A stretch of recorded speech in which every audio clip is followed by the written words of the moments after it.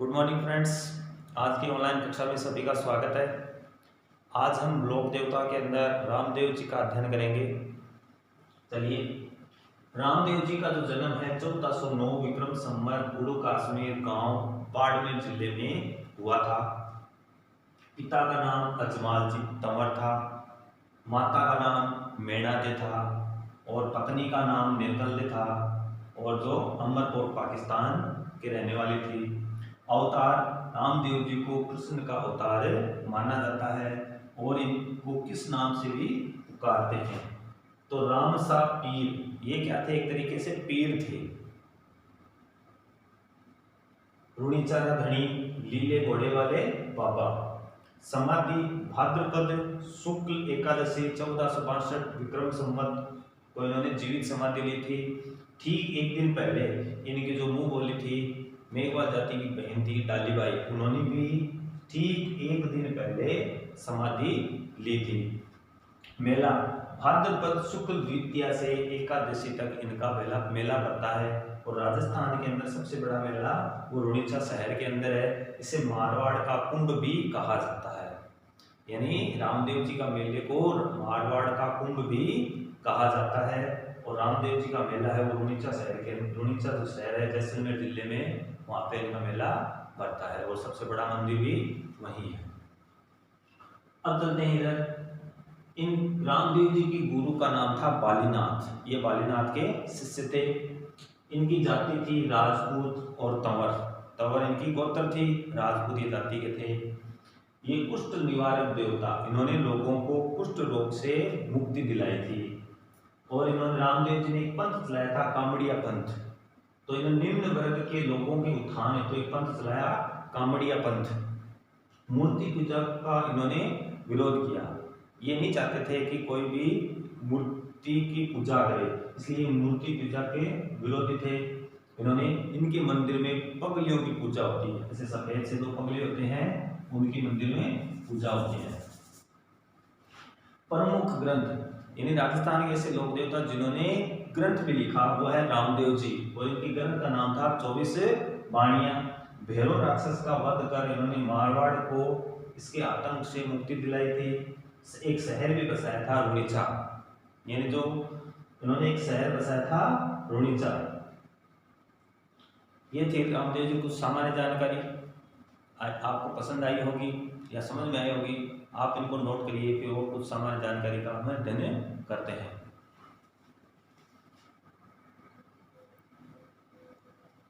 चलिए आगे चलते हैं। अब रामदेव जी से संबंधित कुछ शब्दावली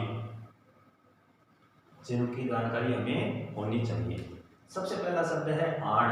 आण क्या होती है? तो जो रामदेव जी की सौगंध या कसम खाई जाती है उसको आण कहा जाता है। फिर आते हैं पात्रे। ये पात्रे क्या होते हैं? रामदेव जी की फुलड़ी या जो रामदेव जी के जो काले धागे होते हैं उनको पात्रे कहा जाता है। फिर आते हैं जातरू। जातरू क्या होते हैं? रामदेव जी के जो पैदल यात्री होते हैं, यानी रामदेव जी की यहाँ से लेकर जब जो पैदल यात्रा करते हैं यानी रुणिचा पैदल जाते हैं जो यात्री, उनको जातरू कहा जाता है। तो कहने का मतलब ये जो रामदेव जी के जो पैदल यात्री उनको जातरू कहा जाता है। बादली, रामदेव जी के जयकारे। तो रामदेव जी के जयकारे लगाए जाते हैं राम साबीर की जय, तो उसको क्या कहते हैं? बादली कहा जाता है। फिर आता है ताक, आलिया, आड़ा। ये क्या होते हैं? जो मंदिर होता है, जो मंदिर के अंदर एक यहाँ पे एक आड़ा सा बना हुआ रहता है, तो उसके अंदर रामदेव जी के जो पगले हैं वो रखे जाते हैं, उनको ताक, आलिया या आड़ा के नाम से जाना जाता है और वहां पर रामदेव जी के पगले रखे जाते हैं। फिर आता है नेजा। नेजा क्या होती है? रामदेव जी की पंचरंग की ध्वजा को नेजा कहा जाता है, यानी रामदेव जी की जो पंचरंग की ध्वजा होती है उसको नेजा कहा जाता है। जम्मा, और जो रामदेव जी का जागरण लगाया जाता है उसको जम्मा कहा जाता है। क्या कहा जाता है? जम्मा या जम्मा के नाम से भी जाना जाता है। अब उसके बाद आता है यहाँ पे जागरण की बात आ गई, तो जागरण के अंदर जो भजन गाए जाते हैं उनको ब्यावले बोले जाते हैं। क्या बोले जाते हैं? ब्यावले कहा जाता है। और ब्याह इस जो जागरण के अंदर होता है उनको क्या कहा जाता है, जागरण में जो भजन बोले जाते हैं उनको ब्यावले कहा जाता है। और रिखिया जागरण देने वाला, जो रामदेव जी का जागरण देता है यानी जो गायकार होता है उसको रिखिया कहा जाता है। और मेघवाल जाति के जो भक्त होते हैं उनको भी रिखिया कहा जाता है।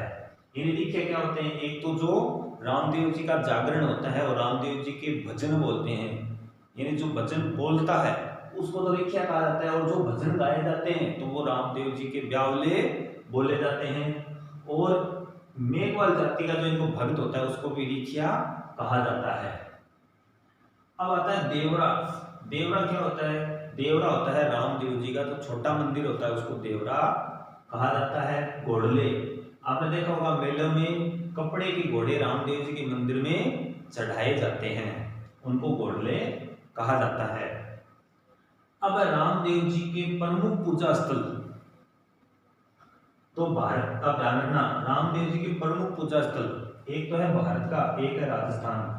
अगर भारत का सबसे छोटा रामदेवरा पूछा जाए वो तो है गुजरात के अंदर, यानी रामदेव जी राजस्थान से बाहर कहीं पूजे गए तो वो है गुजरात के अंदर, यानी राजस्थान के अंदर रामदेव जी पूजे जाते हैं। इसके अलावा राजस्थान से बाहर कहीं पूजे जाते हैं वो गुजरात के अंदर। तो भारत का छोटा जो रामदेवरा है वो जूनागढ़ गुजरात के अंदर है।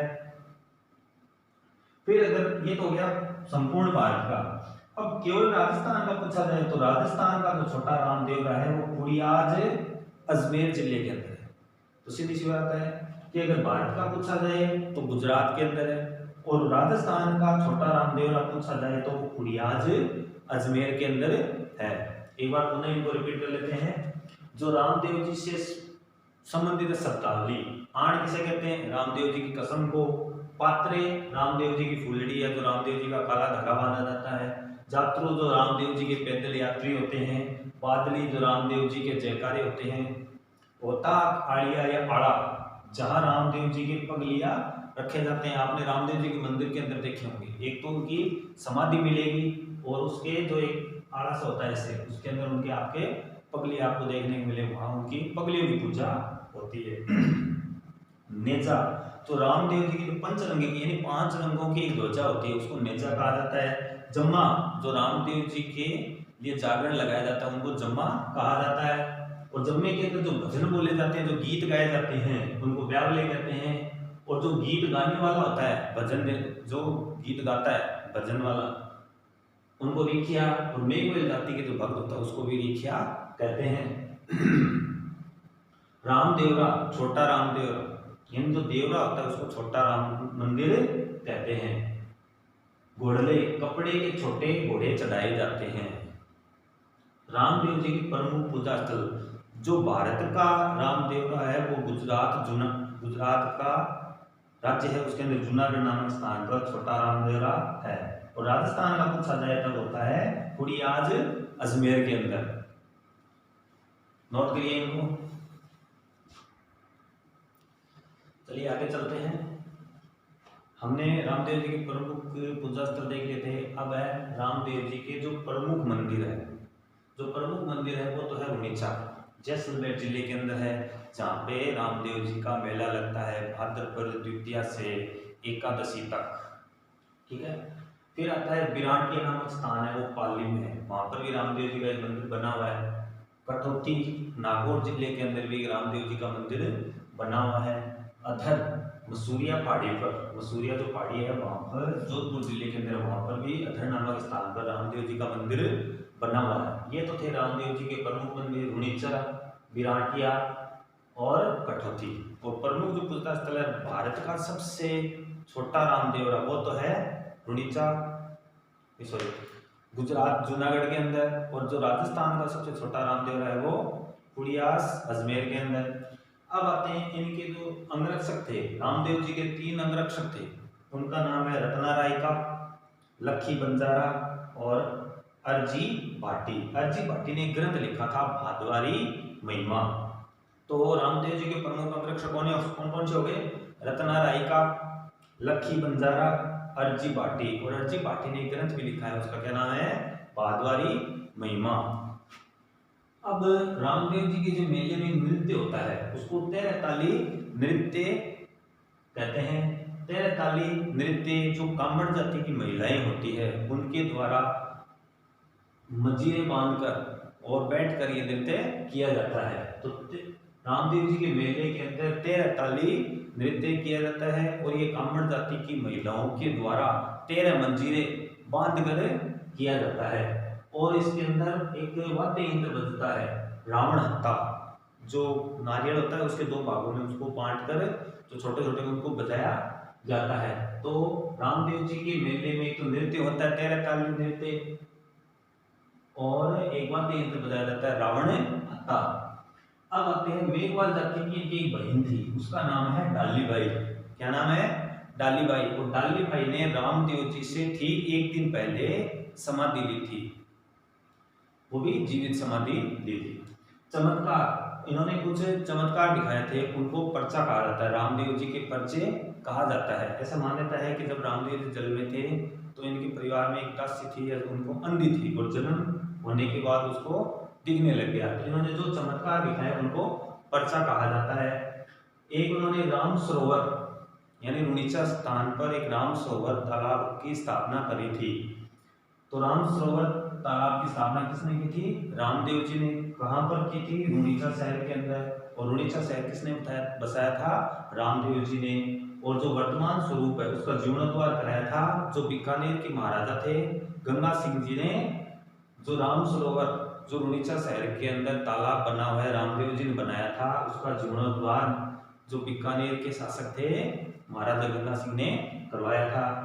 पंचपिंपली ये स्थान है जहां पर जो मक्का मदीना से 5 पीर आए थे रामदेव जी के पास, वहां रामदेव जी ने उनको चमत्कार दिखाया था। क्या चमत्कार दिखाया था? रामदेव जी के पास जो 5 पीर आए थे उन्होंने कहा था कि हमें, रामदेव जी ने उनको भोजन पे बुलाया था, भोजन करने के लिए उनको कहा, तो उन्होंने कहा हम भोजन नहीं कर सकते, जो हमारे पात्र है वो यानी जो बर्तन है वो मक्का में रह गए और बिना हम अपने पात्र के भोजन नहीं कर सकते। तो रामदेव जी ने पलक झपकते ही उनके पात्र वहां पर मंगवा दिए और उनको भोजन करवाया। तो पिंपली नामक स्थान पर मक्का से जो 5 पीर रामदेव जी की परीक्षा लेने आए थे तो उन्होंने कहा था मैं तो पीर उन्होंने पीरों ने राम सा पीर को उपाधि दी थी। मैं तो पीर हाँ, ये तो राम सा पीर होते तो पीरा का भी पीर हो।